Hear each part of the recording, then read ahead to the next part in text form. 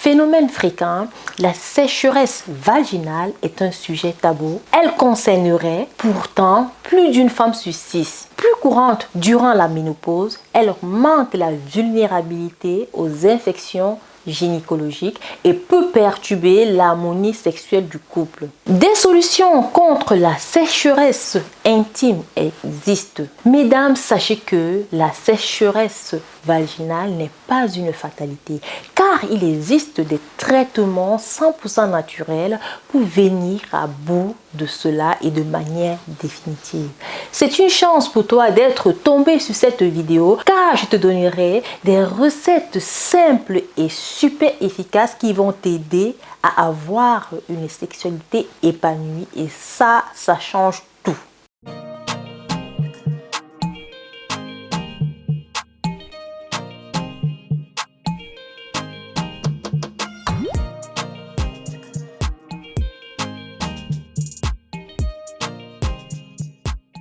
Bonjour à toi, moi c'est Thérence, votre conseillère en plantes médicinales africaines. Ici, je te propose des remèdes africains pour prendre soin de toi. Si tu aimes des vidéos sur les plantes, alors deux choses à faire. La première, abonne-toi à ma chaîne, puis active la cloche de notification afin d'être informé lorsque je publie une nouvelle vidéo. Sens-toi libre de laisser des commentaires sous les vidéos, de poser des questions et surtout d'apporter ton expertise et de partager ton expérience des plantes avec la communauté. J'organise un live ce dimanche 21 mars à 18 h pour parler de la sécheresse vaginale chez la femme. Je t'invite à venir partager tes expériences avec la communauté et de poser des questions. Ça serait un plaisir de discuter avec toi et surtout de faire ta connaissance.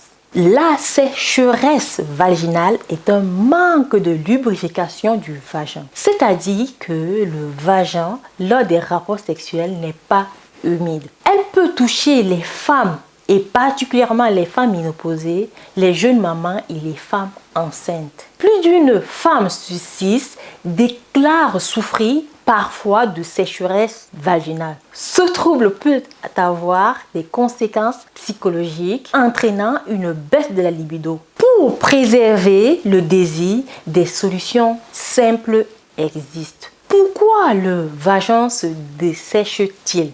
En réalité, la lubrification du vagin est assurée par des hormones qu'on appelle des oestrogènes. Du coup, une baisse de ces hormones peut entraîner une baisse de la lubrification et donc la sécheresse vaginale. Elle peut aussi être causée par les effets secondaires des médicaments, le stress, la fatigue, une toilette intime inadaptée, la ménopause, la grossesse, les infections vaginales et bien d'autres. La sécheresse vaginale aurait des répercussions sur le couple. Un état dépressif lié à la sécheresse vaginale a même été évoqué chez une femme sur 2. Les douleurs pendant les rapports sont présentes pour beaucoup d'entre elles, tout comme une baisse de la libido sexuelle. Comme l'évoque le docteur Hélène Jacquemin, c'est l'eau qui fait la vie et c'est pourquoi le mot sécheresse évoque l'absence, le manque, la perte. Cela est d'autant plus vrai qu'à notre époque, santé est synonyme de jeunesse. Ce qui est recherché, c'est le corps souple, ferme et plein de vie, comme l'arbre est plein de sève. Ainsi, une femme sur 2 estime que ce problème a été ou est la cause de graves problèmes au niveau de leur couple. Là encore, celles de moins de 40 ans sont moins concernées. Parmi les femmes qui ne se traitent pas, plus de 5% ont cessé d'avoir des rapports sexuels. Parlons à présent du cas particulier des femmes ménopausées. La ménopause se définit comme l'arrêt du fonctionnement ovarien avec comme conséquence une carence en oestrogènes responsable des signes cliniques bien connus, à savoir les bouffées de chaleur, la prise de poids, le vieillissement cutané. Pour Pour des raisons hormonales, les femmes ménopausées sont les premières concernées par la sécheresse vaginale. Elles sont ainsi plus nombreuses à en avoir entendu parler, même si le vécu physique et psychologique apparaît moins pesant. Elles sont néanmoins 3 femmes sur 4 estimant que la sécheresse vaginale provoque des douleurs pendant des rapports sexuels ainsi que des problèmes de couple, un fort stress, un état dépressif ou des douleurs pendant la pratique sportive. Comment savoir que je suis atteinte d'une sécheresse vaginale? La sécheresse vaginale se caractérise en général par une sensation de démangeaison au niveau de la vulve ou encore une irritation ou encore une sensation de brûlure. Elle peut aussi se manifester par des douleurs pendant les rapports sexuels.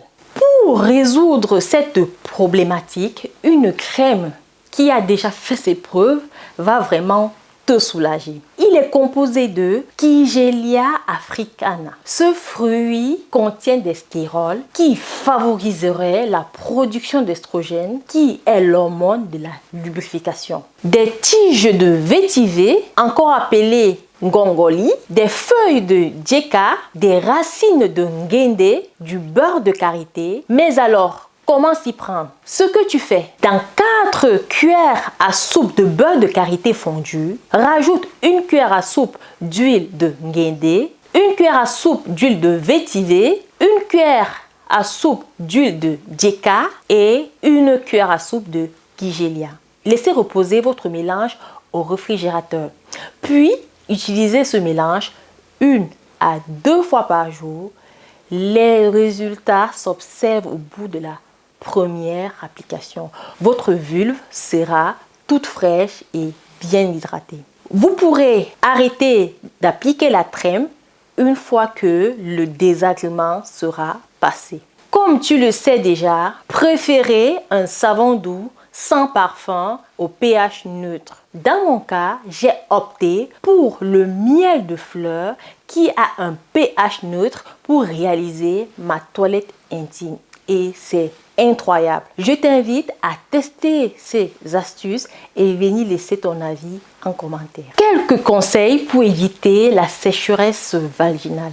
Au quotidien, certains gestes très simples peuvent nous aider à combattre la sécheresse vaginale. Par exemple, ne pas porter des sous-vêtements trop serrés, ne pas faire de toilette intime trop souvent et même quand il faut le faire, privilégier des produits à pH neutre, éviter des produits parfumés pour votre toilette intime. Mis à part ça, lors des rapports sexuels, monsieur, mettez un point d'honneur sur les préliminaires car elles favorisent la lubrification naturelle du vagin. J'espère avoir été claire dans mes explications.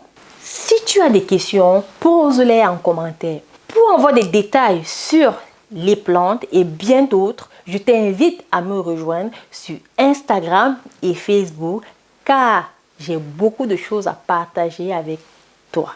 Je laisserai le lien en commentaire. Si tu as aimé la vidéo, merci de laisser un gros pouce en l'air et de faire un petit partage.